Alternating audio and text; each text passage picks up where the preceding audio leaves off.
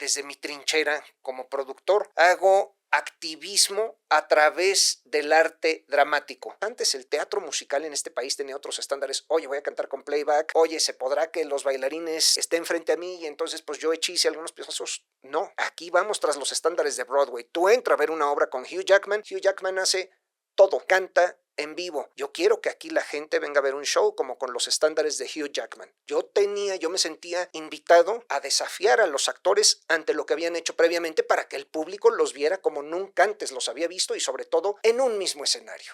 Bienvenidos a Dejando Huellas. Me da muchísimo gusto saludarlos en un capítulo más. Y bueno, ustedes saben que siempre invito a mis amigos con quienes siempre se puede platicar muy bien. Y hoy vamos a hablar de teatro, de producción, de liderazgo, de cómo manejar equipos. Híjoles, y no saben, mi amigo Guillermo Víjers está aquí en el estudio. No se lo pierdan. El Instituto About My Brain te invita a Brain Friendly Leadership Certification en Ciudad de México. Escanea el código QR y transforma tu forma de liderar. Presenta.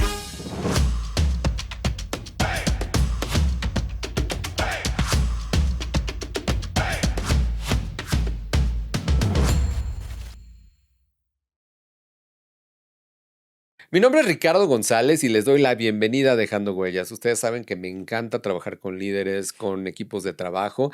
Y bueno, y a mí me encanta el arte, me encanta el teatro y siempre invitaré a mis amigos que toman el riesgo de producir. Ustedes saben que en México no es sencillo, pero que están ahí, están ahí, están ahí. Y hoy tengo pues a un hermano, un gran amigo que es Guillermo Víjers. Bienvenido. Gracias, Ricardo. Qué gusto. Muchas gracias por tomarme en cuenta. No, por favor, siempre, fíjense, cómo conocí a Memo, nos conocimos en un viaje, estando tú en Nueva York y yo también, y coincidimos en todas las obras, Así creo, es, ¿no? Así es. Y la verdad que desde ahí hemos tenido muy buena amistad y he tenido la oportunidad de seguir tus pasos, ¿no? Muchas gracias. Como productor, y ahorita nos vas a contar, pero antes de arrancar, dinos quién es Guillermo Víjers, ¿cómo te defines? Ay, ¿quién es Guillermo Víjers? Un necio enamorado del teatro. Pero de pronto en los últimos años he pensado que desde mi trinchera como productor hago activismo a través del arte dramático. Desde hace muchos años decidí hacer la traducción y adaptación de los textos que traigo a México a raíz de una muy mala experiencia que Juan Torres y yo tuvimos con un traductor que dejó tan mal hecho el libreto para México que dije, bueno, si yo hablo inglés y si me la paso viendo el ritmo que tienen los textos que se montan en escenarios de Madrid, de Buenos Aires, de Londres, de Nueva York, ¿por qué no puedo yo confiar en mí mismo como para provocar esa misma reacción en el público de México? Entonces, esos mismos textos que me he ocupado de traer para México, digo, tienen que provocar esta misma reacción que en mí han generado como lector o como espectador. Sí. Y es entonces que me he preocupado por traer textos que no le pasen inadvertidos o indiferentes a la gente. Dentro de la diversidad de géneros dramáticos, busco que esos textos se conviertan en un catalizador o que enciendan un foco en el tablero de los espectadores, y por eso es que tengo la posibilidad de habitar la piel de cada uno de los personajes y en ocasiones he tenido el privilegio de conocer a los autores. He tenido la posibilidad de platicar con Florian Zeller, el autor del Padre. He tenido la posibilidad de dar con la anécdota que dio origen para que él abordara un tema tan duro como la demencia senil en el mundo contemporáneo. Y a partir de ahí es que logro conocer gente interesante, diversa, y que no solo los artistas, sino quienes se acercan al teatro tengan la confianza en un servidor como para abrirme su corazón y saber qué es lo que de mi trabajo puede hacer que provoque un cambio en la perspectiva de su vida o la forma en que se relacionan con ese conflicto que han vivido en carne propia o que han vivido en primera fila porque alguien más también se ha acercado a ellos y se los ha confesado. Ese es Guillermo Víjers. ¡Wow! A ver, acabas de dar la definición de lo que un líder debe hacer. Pasión, salir de su zona de confort, realmente tomar un proyecto, ¿no? Atesorarlo y que trascienda. ¡Wow! La mejor definición que llevamos en el programa, en verdad. Gracias. ¿No? Y lo hemos sentido. O sea, al hablar del Padre, por ejemplo, que ya habíamos visto la película, que ya de por sí era impactante. Pero esa puesta en escena del padre, yo creo que ganó todos los premios de ese año, definitivamente, porque nos desgarraba, nos tocaba, nos movía, nos hacía vibrar. Mira, fueron muchas las satisfacciones. Y digamos que esto que voy a decir no me refiero a un sonido de caja registradora, a un estado de cuenta bancario, pero al día de hoy siguen llegando las regalías del padre. ¿A dónde voy con esto? Más allá de la posibilidad de haber podido compartir un trabajo de mesa con el maestro Luis de Tavira, Sí. de haber podido hacer con él una amistad entrañable, de haber podido refrendar la confianza que en mí depositó mi compadre Alejandro Gou, de haber podido tener la posibilidad de levantar en conjunto un trabajo con Oscar Uriel, a quien quiero tanto, a quien respeto tanto. Me refiero a que tuve la posibilidad de platicar con Florian Zeller, Wow. el autor de la obra, y lo más importante de todo, El Padre ha sido uno de los textos que más me tocó el corazón para traducirla. ¿Por qué? Porque la agencia que representa al autor me mandó el texto en 2016-17, cuando la obra estaba siendo representada en Broadway, con un gran éxito. Y entonces la agencia que representa al autor me dijo, ahí te va esto. Esto creemos que lo puedes hacer tú. Mi papá todavía estaba vivo, gracias a Dios mi papá nunca tuvo una condición de estas características, pero mi papá estaba obsesionado con que la empleada del hogar le había robado el reloj. Como empieza la obra. Y esa obra me tocó el corazón desde la primera página y me acuerdo que varias veces mientras la fui leyendo tuve que parar y no dejaba yo de llorar. Esa noche casi no dormí, yo dije, tengo que hacer esto. Tenía yo en mente en primera instancia hacerla con don Fernando Lujano, con el maestro Héctor Bonilla.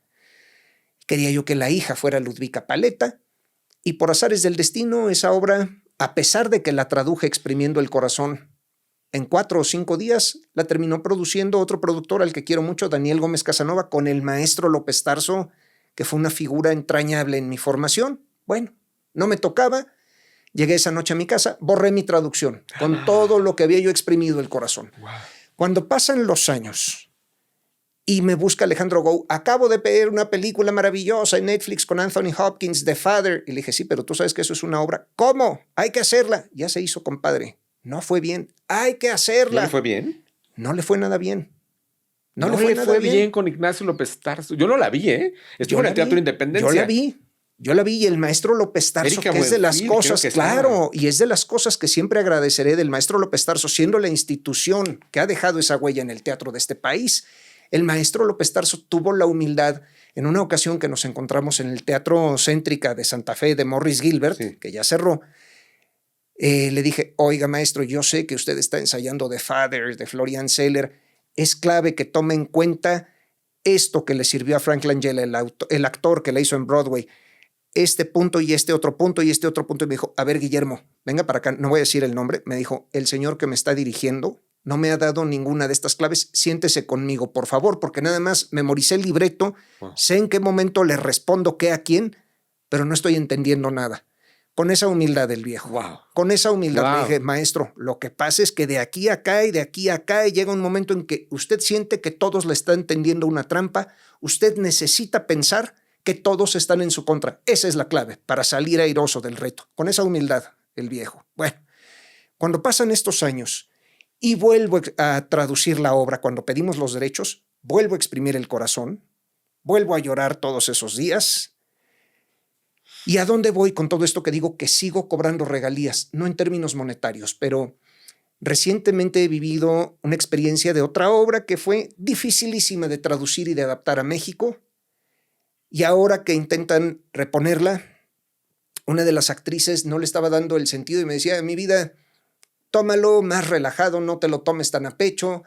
¿Por qué te pones en ese plan con el productor que la quiere reponer?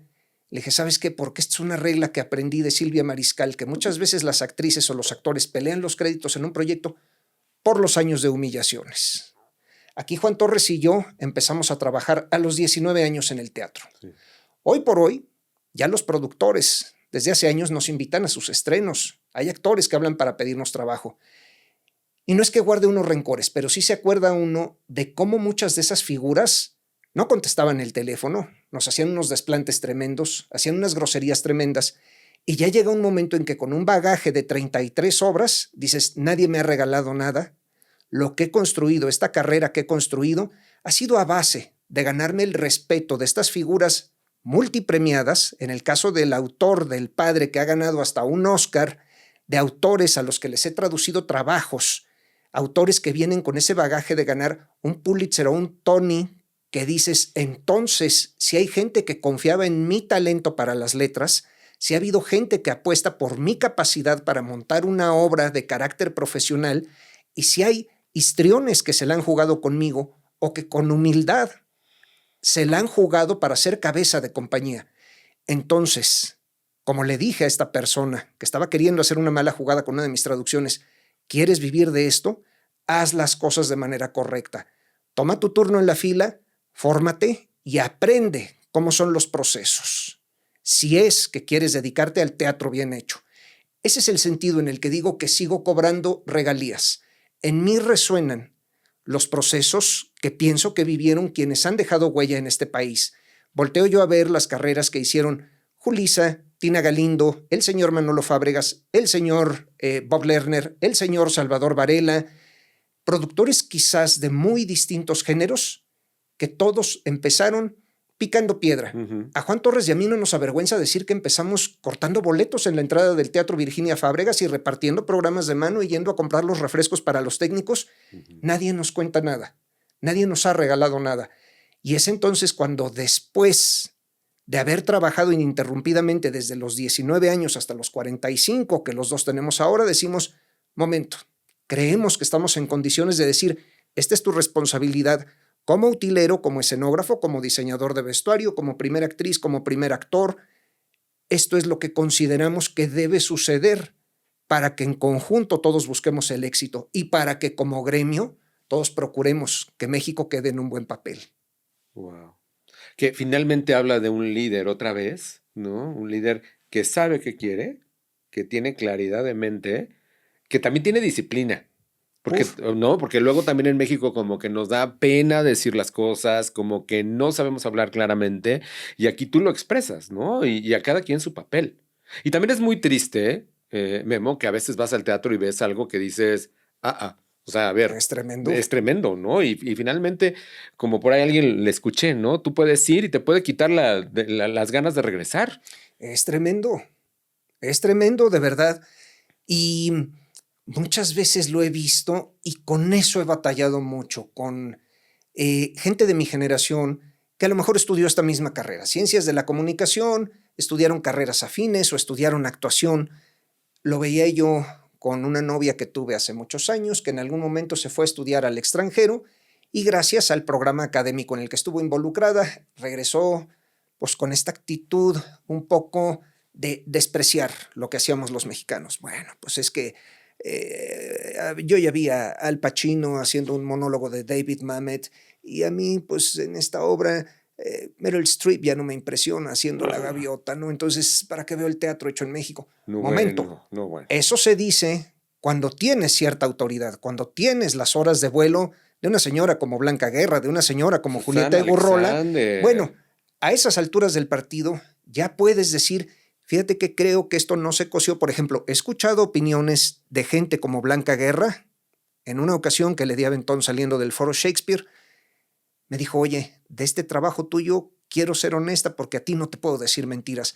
Pasa que esto y en la última escena esto está muy mecánico. Bueno, se lo agradezco a Blanca Guerra porque es mi amiga, porque me lo está diciendo de cuates, one on one, en mi coche, y no lo declara públicamente. Le digo, ¿sabes qué? Tienes razón. Gracias. Así lo tomo. Pero de pronto, lo comentaba yo alguna vez con Víctor Trujillo, con quien Juan Torres y yo tuvimos el privilegio de producir Rojo en el Teatro Helénico, que fue uno de nuestros exitazos de locura. Hicimos 200 funciones.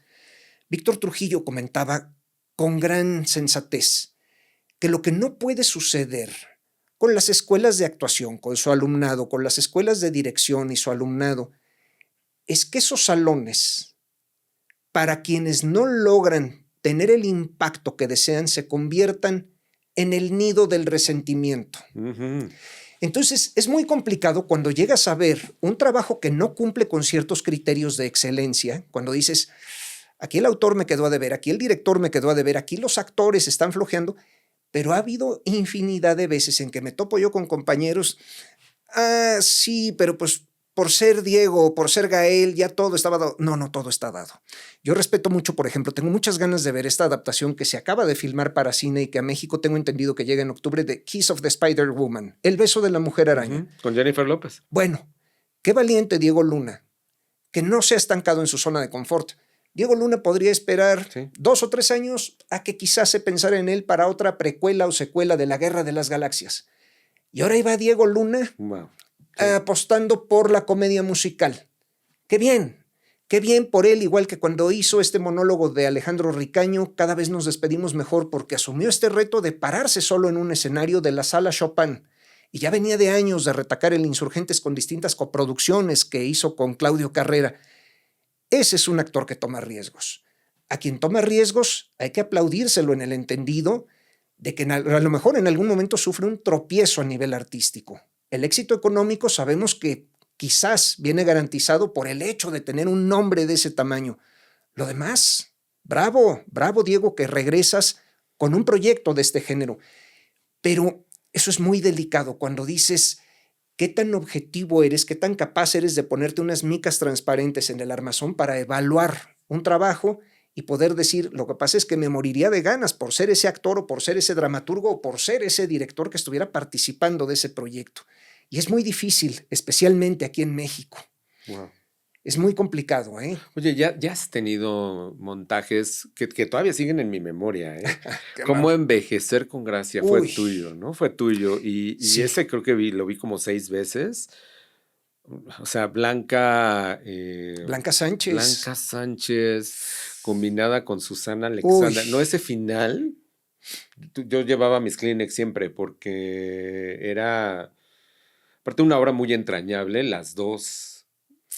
Y fíjate lo que son las cosas. Originalmente, Cómo envejecer con gracia era una obra chiquita de Off-Broadway que fue un fracaso. Allá, que te digo, en Nueva York debe haber durado 2 semanas. Nadie le dio el golpe. El título original es The Old Lady's Guide to Survival.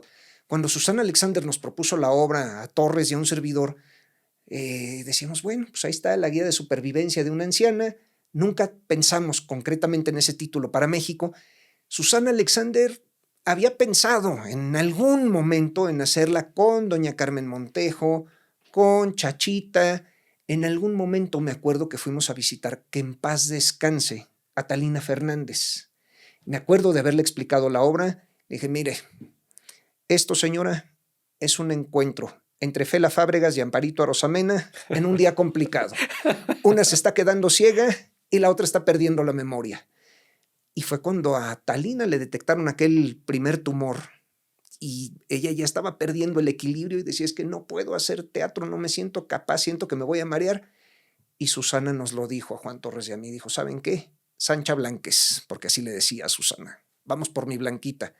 Bueno, fue un trancazo de locura porque Susana, uno de los muchos aciertos que tuvo como traductora y como directora, dijo, esto lo vamos a envolver en formato de comedia. Vamos a entregarle al público una comedia durante 1:50. Sí, ya la vi. Ya. Con cosas hilarantes. ¿Y después? Y los últimos 10 minutos, una acaba completamente ciega, que entra con el bastón, y la otra, que no sabe ni dónde está, con la mirada perdida. Y por eso el título, Cómo envejecer con gracia. Y estábamos haciendo el shooting para la publicidad. Y entonces, ellas a carita lavada, con esas pelucas que les mandamos a hacer y demás. Y de pronto Susana, que ya estaba cansada y harta de la sesión de fotos, se me prendió el foco y le dije, señora, ya vamos a acabar. ¿Confía en mí? Sí, ¿qué pasó? Nada más piense en esto. Acuérdese el éxito que vino para la madre judía cuando usted le daba un sartenazo al niño en la cabeza y que usted estaba en contra de esa campaña porque era muy violenta.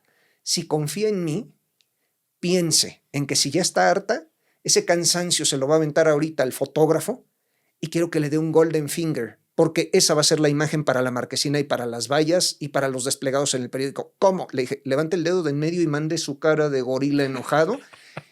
Usted me quiere haciendo esto. Y hace Susana la seña, me dijo, ¿está usted seguro? Sí. Y claro, entonces era el contraste de una mujer de 83 años levantando el dedo medio. Bueno, la directora del Centro Veracruzano estaba aterrada. Oigan, ¿cómo van a poner en mi marquesina a una mujer como Susana Alexander haciendo esa seña tan obscena? Y estábamos sorprendidos en pleno año 2007 que la gente, ¿cómo? La obra del dedo y que quién sabe qué. Bueno, por un factor y por otro, y esas dos grandes actrices, tuvimos retacado el teatro más de 300 funciones en esa primera temporada. Sí. Y fíjate cómo hay obras que se te quedan, Uf. ¿no? Y obras que te dejan marcado para siempre, como esta. Uy, Como Maybe esta. Happy Ending. Maybe Ya la Happy viste, Ending, qué sí. belleza, dichoso. Sí, la verdad es que fue haberla escogido en este viaje sin saber Qué nada. belleza. Y la verdad es que ya cuando la veas la platicaremos, pero imagínate la historia Úrgeme. de dos robots. Uf. De dos robots que suena como raro, ¿no? Que dices, una obra de dos robots. Tengo No les voy a muchas decir ganas más. de verla. Por favor, vela. Tengo muchas ganas de verla. Y tecnológicamente, pero es muy humana, fíjate. Es muy humana con situaciones que del abandono, de tu propósito de vida, del amor, Uf. ¿no? Ahí se las dejo. Escuchen Claro. el disco, está en Spotify, Claro vale que lo la voy a pena escuchar. porque la música es preciosa y acaba de ganar el Tony, entonces... Sí, pues, sí, me queda claro que muchos ingredientes debe tener a su favor como para provocar esa sensación entre los Sí. críticos, los votantes del Tony y demás. No Por se la supuesto. pierdan. Pero, volviendo a ti, ¿cuál fue el primer proyecto?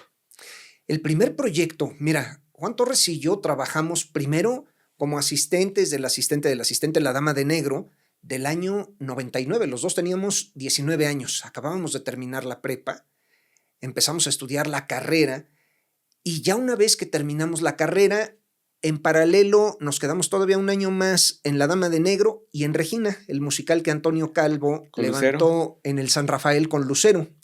Ahí, bueno, nos hicimos cuates de Lucero, su mamá, que a la fecha siguen siendo seres humanos excepcionales con nosotros, excepcionales verdaderamente. Y fue cuando Juan me dijo, oye, pues ahora sí, los 5 años que ya tenemos aquí de esta segunda carrera, vamos a llevarlos a la práctica. Y entonces fue que levantamos Yo Madre, Yo Hija, que había sido una obra que 15 años antes, Con Mariana Garza. en el año 89, había traído ese texto desde París la señora Susana Alexander. La habían hecho Carmen Montejo y Susana Alexander. La habían hecho en el Teatro San Jerónimo, en el Teatro Tepeyac. Les fue de maravilla. Y de pronto le dije a Juan, allá a la mitad del Teatro San Jerónimo hay una placa con unos corazones. De un lado está Carmen Montejo, del otro... Me dijo, ya sé, me estás hablando de Yo Madre, Yo Hija. La leímos, pedimos los derechos y nos sacamos la lotería porque Susana Alexander era heredera de los derechos de traducción, una traducción de su mamá, doña Brígida Alexander. Dijo, oigan, yo me muero de ganas por volver a hacer la obra, pero ahora en el personaje de la mamá. Y nosotros acabábamos de conocer a Mariana Garza porque había tomado el papel que dejó Lucero en Regina después de cumplir 100 funciones y a Mariana le dijimos, hay esto. Y dijo, ¿qué creen? Yo en las mañanas, en tiempos de la primera versión en el San Jerónimo, hacía la matiné de Oz. Siempre me quedé con ganas de ver esa obra con Carmen Montejo y Susana Alexander. Le entro. No sé ni de qué se trate, pero yo le entro con ustedes. Bueno, fue aquello un trancazo. Hicimos 601 funciones. 601 funciones. Nosotros dos escuincles de 24 años. Aventurarse, Sí, atreverse. Así nos la echamos. Wow. Así fue. Wow. Así fue. ¿Qué siguió? En paralelo, ya sabíamos que queríamos hacer teatro para niños. Ahora le llaman, con esto de que todo es políticamente incorrecto y que hay que tener cuidado con el vocabulario, le llaman teatro para jóvenes audiencias. Ya desde aquel tiempo no podías decir teatro para niños o teatro infantil, etc. Bueno, teatro para jóvenes audiencias, Sherezada. Era la obra que hacíamos en matiné y era un regalo que le teníamos prometido a Mariana Garza. Ahí fue donde se dio el noviazgo con Pablo Perroni. Y era impresionante la energía de Mariana Garza porque de lunes a viernes conducía un programa que se llamaba Dilo, Dilo, Dilo para Televisa. De viernes a domingo hacía Yo Madre, Yo Hija. Y los domingos en la mañana nos daba todavía las 2 funciones de Sherezada. Y a la salida decía, vamos a cenar. Híjole. Como robot, Mariana. Y a partir de ahí, Juan Torres y yo hicimos juntos 20 obras. Una de ellas en Broadway. Fuimos los primeros mexicanos en producir una obra en Broadway. En 2011 fuimos invitados a producir junto con 9 americanos Godspell, la primera reposición de Godspell en Broadway. en el Teatro Circle in the Square, que está en la calle 49. Entonces, las dos obras Abajo del del Gershwin. compositor, exactamente, las dos obras de Stephen Schwartz estaban juntas, Wicked y Godspell, puerta con puerta. Estuvo en cartelera nuestra versión de Godspell de octubre de 2011 a junio de 2012. Como 300 funciones se hicieron de Godspell. Y luego la trajiste. Luego la Y trajimos. con esa abrieron el Con Milán, esa abrimos si el no me Teatro equivoco. Milán, con José Ron a la cabeza de la compañía. Sí, yo estuve ahí. La versión de México la dirigió nuestra amada Lorena Maza, que con Lorena hemos firmado trabajos padrísimos. A ella la llamamos para hacer Yo soy mi propia esposa, donde Héctor Bonilla hacía 35 personajes.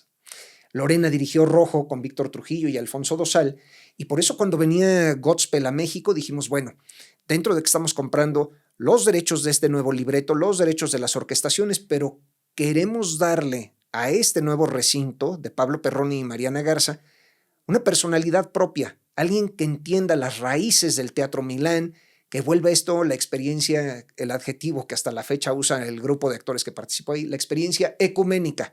Y Lorena Maza hizo un proceso sensacional, como de 4 meses, dándole talleres de varias disciplinas a los chavos, y la verdad es que nos sentimos muy orgullosos con el proyecto. Y de ahí hubo una gran anécdota que me hizo respetar hasta el día de hoy y querer a José Ron, porque José Ron vino a hacer su audición. Le dije, oye, queremos que tú seas Judas. Ay, te lo agradezco mucho, pero yo quisiera ser Jesús. Mano, pero es que por tu tipo y demás, das perfecto para Judas. Gracias, lo dejamos para más adelante. Y originalmente, Jesús era Eric Elías. Empezamos a preparar a Eric Elías. Estábamos a un día de empezar los ensayos y un asistente de producción, me acuerdo que estábamos en enero, partiendo la rosca en su casa. Bueno, la gran chorcha. 9 de la noche, me habla Eric. No te vayas a enojar conmigo, no voy a hacer la obra, no estoy preparado para hacer una comedia musical y acabo de firmar con Roberto Gómez Fernández una novela que se va a llamar El color de la pasión. Es una súper historia. ¿Para qué voy al ensayo mañana? Bueno, me acuerdo que saqué a Juan de la reunión, las grandes carcajadas dentro de la casa esta donde estaba sucediendo la reunión de 5 de enero, etcétera, etcétera. Me dijo, Juan, háblale a José Ron, por no dejar. Le hablé a Ron, le dije, no sé si te acuerdes de mí, nos conocimos hace como... Sí, claro que te voy a decir la verdad. Acaba de pasar esto con Eric Elías. ¿Qué hacemos? ¿Puedes? ¿A qué hora es el ensayo mañana? A las 10. Ahí estoy a las 10 de la mañana. Ese es José Ron. Wow. Ese es José Ron. Dime si tengo o no motivos para estarle agradecido por el resto de mis días. Ni me preguntó del suelo, no me preguntó nada. Y allí estaba Ron con la mejor actitud, moviendo sillas y mesas y demás. Era uno más de la compañía. Por eso lo respeto tanto. Wow. Todas esas historias que nunca nos damos cuenta nosotros, Así es. ¿no? Pero ya vemos el trabajo. Y no digo final, porque final, cada función va cambiando. Sigue madurando, ¿no? por supuesto. ¿Y qué tal trabajar con Jacqueline Andere y Chantal? Bueno, siempre he dicho yo que aquí en este negocio tengo la fierecilla tomada. Uy, qué belleza. Sí. Es que de hecho aquí entre nos, el día que fue a ver la doña Silvia Pinal, dijo, ay, yo vengo muy intrigada por ver a mi amiga Jacqueline que hace como que sale de borracha en esta obra. Así se llevaban ellas. Eran vecinas, amigas de tantos años, desde que coincidieron en la película de Don Luis Buñuel. Bueno, era una obra preciosa. ¿Qué tal trabajar con Jacqueline Andere? Una historia excepcional, porque siempre he dicho que en este negocio tuve 2 papás, que eran Héctor Suárez y Héctor Bonilla, y 2 mamás, Susana Alexander y Jacqueline Andere. Jacqueline Andere es una mujer fuera de serie, porque más allá de esta mujer elegante, recatada, de buen gusto, es una amiga tan solidaria, tan fuera de serie, que más allá de lo que la gente puede hablar de su profesionalismo en el trabajo, de lo puntual que es para los llamados, de que trabaja de memoria, etcétera, ha estado ahí en los golpes más duros. Por ejemplo, alguna vez que troné con una novia, vente a mi casa, y me acuerdo de estar sentados en la alfombra de su recámara y ella pidiendo los tacos a un changarro cerca de su casa, y los dos echados platicando de la vida y demás. En una ocasión que mi papá estuvo gravísimo en 2015, ella fue allá al hospital a estar un buen rato en terapia intensiva.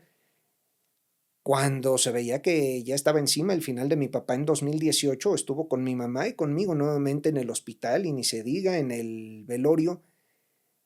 Así es la amistad con ella. Así es la amistad con ella. Yo me siento honrado cuando una figura con esa trayectoria habla a la fecha para pedirme un consejo. Habrá cosas en las que ella puede estar de acuerdo. Hay veces en que a mí me toca, por eso Chantal dice que soy su papá, porque a mí me toca asumir el rol del señor Fernández Unzaín, decirles esto sí, esto no, yo creo que esta oportunidad no hay que agarrarla, o yo creo que esta oportunidad no la puedes dejar ir. Me conmueve mucho, por ejemplo, que Jacqueline haya regresado a las telenovelas hace un año con El Maleficio, y dentro de los resultados tan controvertidos, dije, Miyaki, estás volviendo a prime time, llevas el cuarto crédito. Es trabajo, es tu casa, síguele, síguele. Y es una mujer, bueno, que tiene unos detalles fuera de serie. Fuera de serie. Como le dije yo, yo seré tu Claudio de Icaza, yo publicaré tu biografía no autorizada. Qué maravilla. Y ahora estás en Spamalot. Sí. Cuéntame. Me invitó mi compadre Alejandro Gou justamente desde que estábamos planeando el padre. Dijo, oye, quiero hacer Spamalot, pero ahora con un elenco con estas características, como lo que hicimos en Jesucristo Superestrella, una estrella y otra estrella y otra estrella, que todos sean caras conocidas para el público. Los 9 personajes que tiene la obra, quiero que llevemos a caras famosas. Este es el reto. ¿Te avientas? Dios de mi vida. Y dije, híjole, pues poderlos convocar, por eso fue que se planeó con 1 año y medio de anticipación. 1 año y medio, wow. 1 año y medio. Me acuerdo que estaba yo con la Sandere precisamente cuando el manager de uno de ellos dio señales de vida. Hola, aquí estoy, me encuentro en Los Ángeles, tengo entendido que tienes esta oferta para fulano de tal. Le dije, ¿qué crees? Estoy en una reunión con la señora Sandere, te llamo en la noche. Porque poder cuadrar todas estas agendas donde uno está grabando el programa que sale al aire en febrero del año entrante, el otro está haciendo una película en Colombia. Son agendas complicadas, son agendas complicadísimas. Entonces, poderles decir, te necesito para ensayar 8 semanas y luego que de temporada me des 10 semanas de funciones, y las preguntas que lógicamente mandaban a hacer, porque pues antes el teatro musical en este país tenía otros estándares. Oye, voy a cantar con playback. Oye, ¿se podrá que los bailarines estén frente a mí y entonces pues yo hechice algunos pedazos? No. Aquí vamos tras los estándares de Broadway. Tú entras a ver una obra con Hugh Jackman. Hugh Jackman hace todo. Canta en vivo. Yo quiero que aquí la gente venga a ver un show como con los estándares de Hugh Jackman. Esa es la idea. Eso es tras lo que vamos. Y todos lo entendieron tan bien que me conmueven casos como el de Adrián Uribe, que por su iniciativa tomó clases de tap y de canto 1 año antes en su casa. Y así como eso, anécdotas muy diversas. Germán Ortega tomando clases hasta de tai chi, de taekwondo y demás, porque dijo, no es lo mismo tener la elasticidad que tenía a los 42 años que a los 56 y cargar una mochila que pesa 11 kilos toda la obra. Pesa 11 kilos. Pesa 11 kilos ese backpack. Y tiene que estar sonriente y haciéndose el ágil como el lacayo del rey y demás. Y sobre todo el reto que les ponía a muchos de ellos. En el caso de Germán Ortega le dije, Germancito, nada más piensa que si esto se hubiera escrito 100 años antes, lo tuvo que haber hecho Charlie Chaplin. Sin decir palabra alguna, todo está en la cara y en cómo respondes con el cuerpo. Así les movía yo el tapete.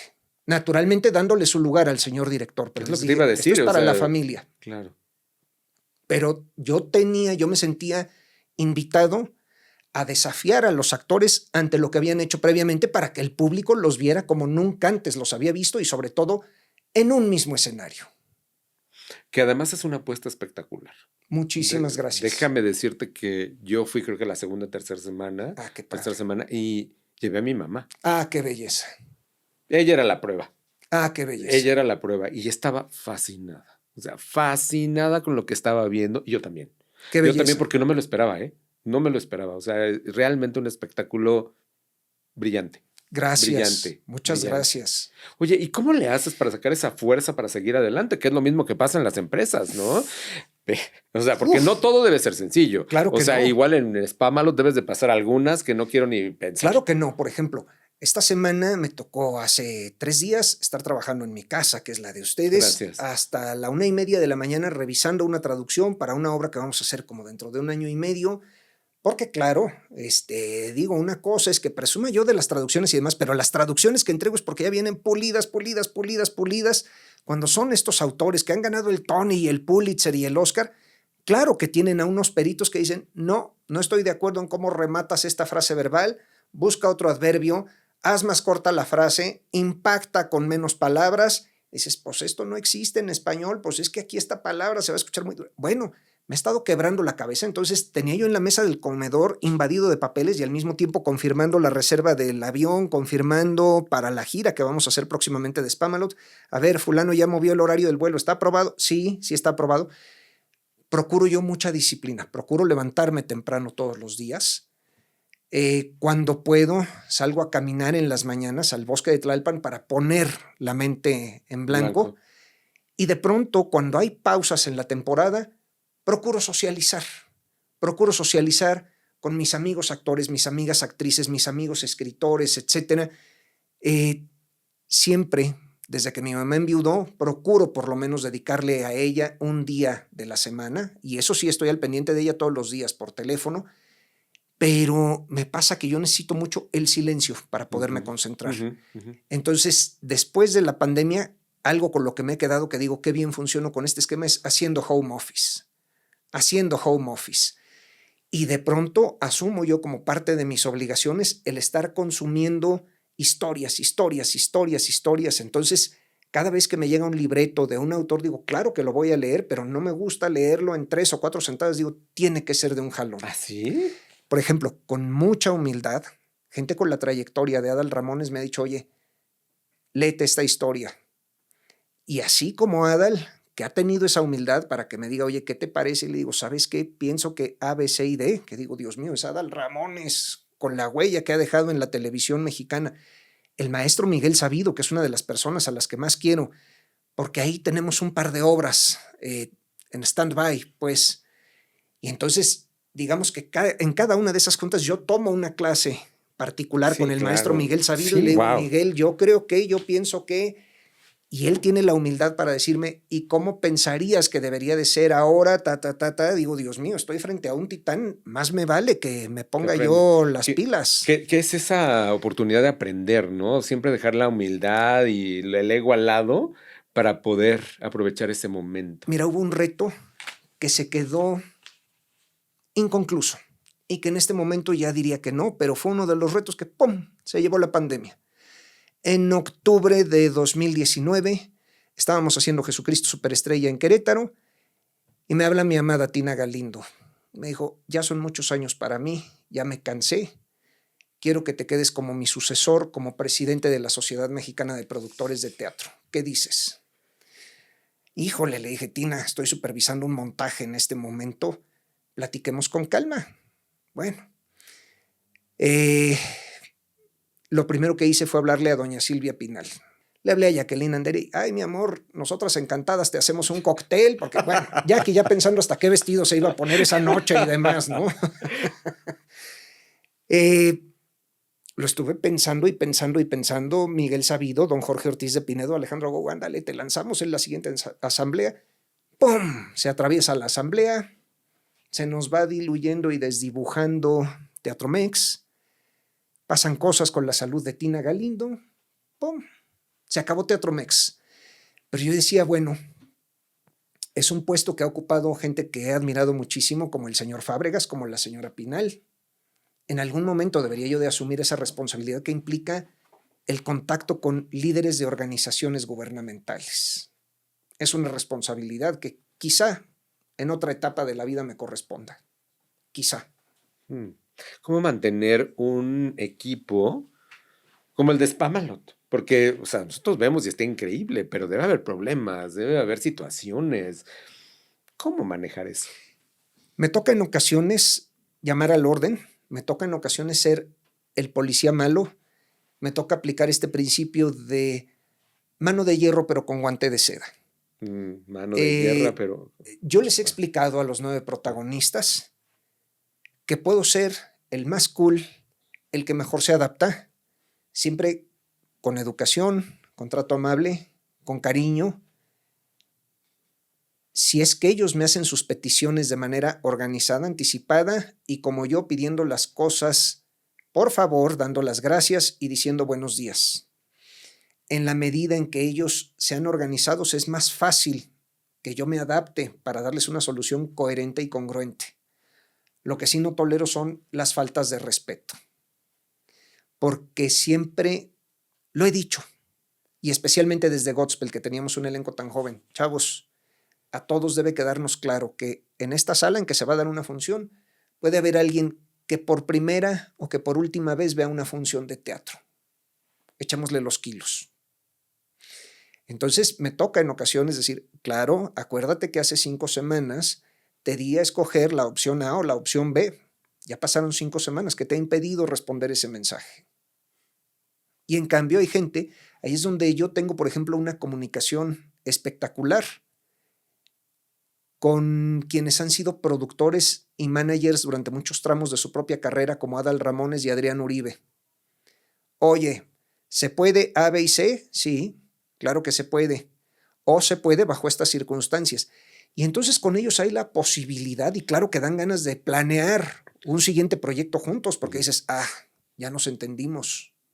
Y claro que cuando alguien como Adal va ahorita a ver a su hijo en el extranjero porque ya estuvo estudiando la secundaria y todavía te dice antes de subirse al avión, oye, si a pesar de la diferencia de horarios necesitas que yo haga enlaces telefónicos para promover Guadalajara y Monterrey, ¿cómo crees que te voy a estar molestando en tus vacaciones familiares?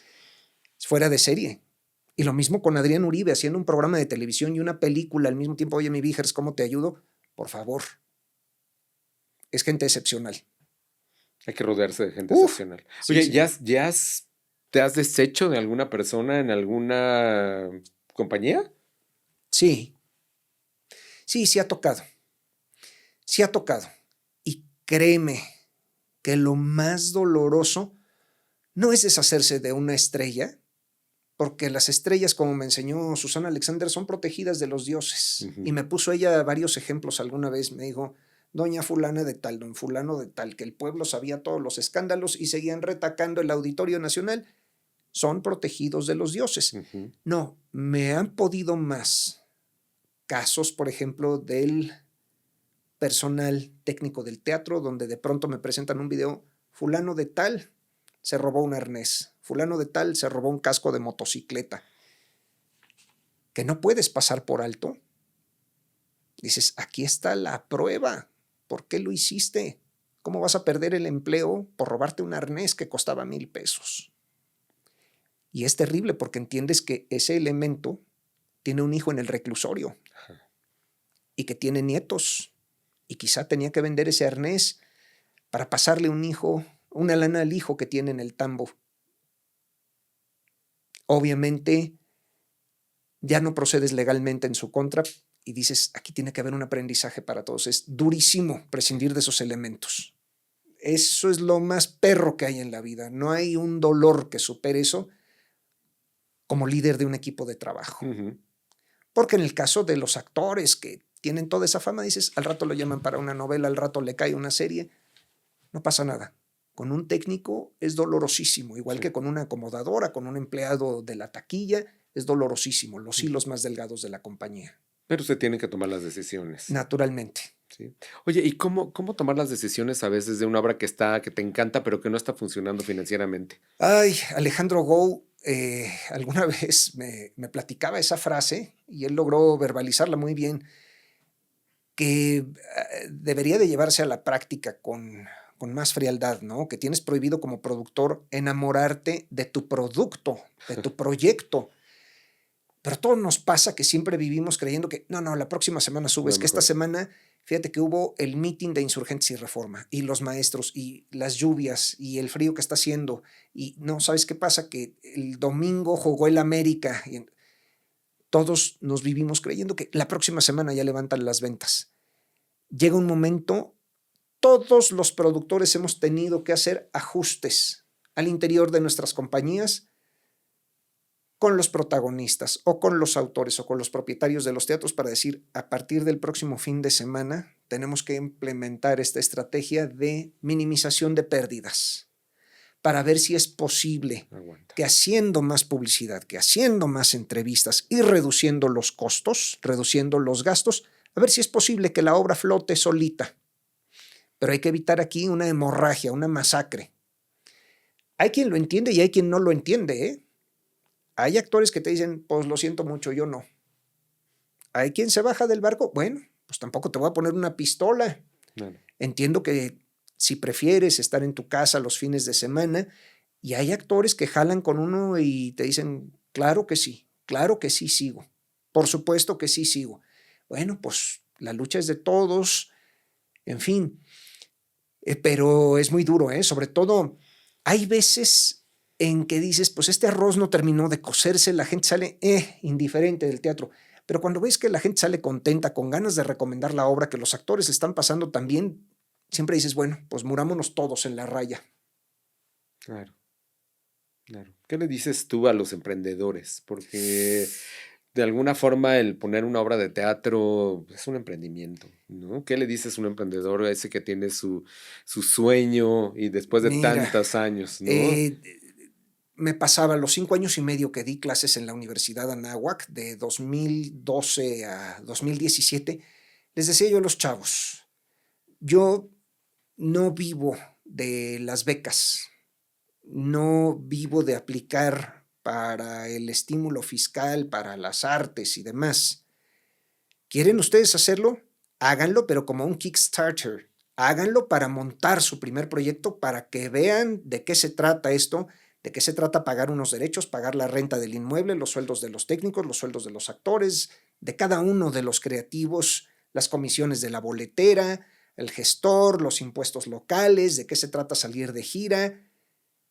Háganlo. No se claven ahí por el resto de sus días en ese modelo, porque entonces se acostumbrarán a vivir de las becas del Estado, por una parte. Y por otra, me pasó, por ejemplo, que recientemente, por una actriz a la que quiero mucho, por favor, te pido que tomes la llamada de esta niña que terminó la carrera de comunicación hace un buen rato, es muy brillante, siento que podrías hacer un gran clic con ella, coachéala porque quiere dedicarse a esto. Bueno, entonces escucho a esta mujer, me manda un libreto, es que el sueño de mi vida es poder producir y dirigir esta obra que yo misma escribí. ¿Ok? Que has visto recientemente y no puedes creer las respuestas de gente que ya cursó la carrera, una carrera como comunicación o una carrera afín, y te responden, pues mis papás me llevaron a los 5 años a ver el lago de los cisnes en el bosque de Chapultepec. O te responden, pues vi Frozen en Nueva York. O te responden, pues vi violinista en el tejado cuando tenía 6 años. Híjole, ¿quieres dedicarte a esto? Consume esto. Y tienes la obligación de ir a ver el musical del Insurgentes, y tienes la obligación de ir a ver una obra en Teatro UNAM, y tienes la obligación de ir a ver una comedia de Rubén Lara, y tienes la obligación de conocer los grandes clásicos. De otra manera, si no sabes quién es quién, Susana Alexander me regañaba, por ejemplo, ¿cómo es posible que usted vea telenovelas, señor? Es parte de mi obligación, saber quién está a cuadro y saber qué actores saben hablar y qué actores no pueden ni con un capítulo de La Rosa de Guadalupe. Es mi casting. Sí, claro, es tu casting. Claro, totalmente. Tienes que consumir entretenimiento en este país, del que va dirigido a distintos sectores de público, si te quieres dedicar a esto profesionalmente. De otra manera, qué feo lo voy a decir. Y se lo dije a Adrián Uribe y se moría de risa. Les decía yo en la náhuac, están ustedes condenados a vivir en el universo de Emilio La Rosa. Fuerte. Pácatelas, así se las soltaba yo. Fuerte. Y yo soy un gran consumidor de melodrama, me entretiene muchísimo, me divierte muchísimo, muchísimo. Pero les decía yo, ¿quieren hacer algo transgresor, algo inusitado? Consuman entretenimiento en vivo como el que quieren producir. Claro. De otra manera, ¿qué hora van a romper el molde? Claro. Y hay quienes lo hacemos por gusto. Ah, claro, sin duda.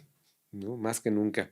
Memo, qué gusto ha sido tenerte aquí. Lo mismo de este lado. Te lo agradezco mucho.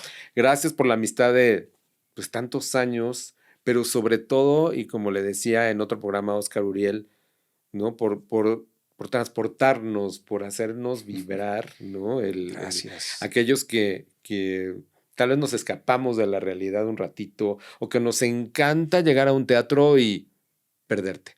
De eso va. Perderte en lo que sea, ¿no? Perderte en lo que sea. Y por eso Dejando Huellas, aunque es un podcast empresarial y de negocios, siempre me gusta hacer de teatro, ¿no? Hemos tenido ya a Miguel Septién, ¿no? Hablamos de, exacto. Gran director. Gran director con propuestas, ¿no? Maravillosas como ahorita que tiene Dentro del Bosque, ¿no? Y que viene Ecus también. Claro. ¿no? Entonces, gracias por hacernos favor. vibrar, en verdad. Y bueno, no se pierdan Spamalot y donde esté Memo. ¿Regresas tú como productor solito en algún momento?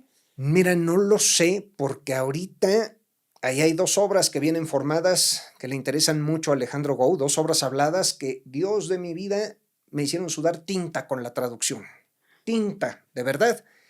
Y luego voy a hacer con el propio Alejandro Gou Matilda, que estaremos estrenando en abril del año entrante. Wow. Pues a seguir y muchos saludos a Alejandro Gou, que espero que venga por aquí a Dejando Huellas en algún momento. Estará súper invitado. Y gracias en verdad por tu amistad. Ricardo, por favor. Y el mensaje final que quieras dejar. Te agradezco mucho. No dejen nunca de ver teatro. No es un gasto, es una inversión en un recuerdo que permanece indeleble en la memoria. Muchas gracias a todos por haber estado en Dejando Huellas. Nos vemos el próximo jueves, 7:30 de la noche. Mi nombre es Ricardo González. Gracias.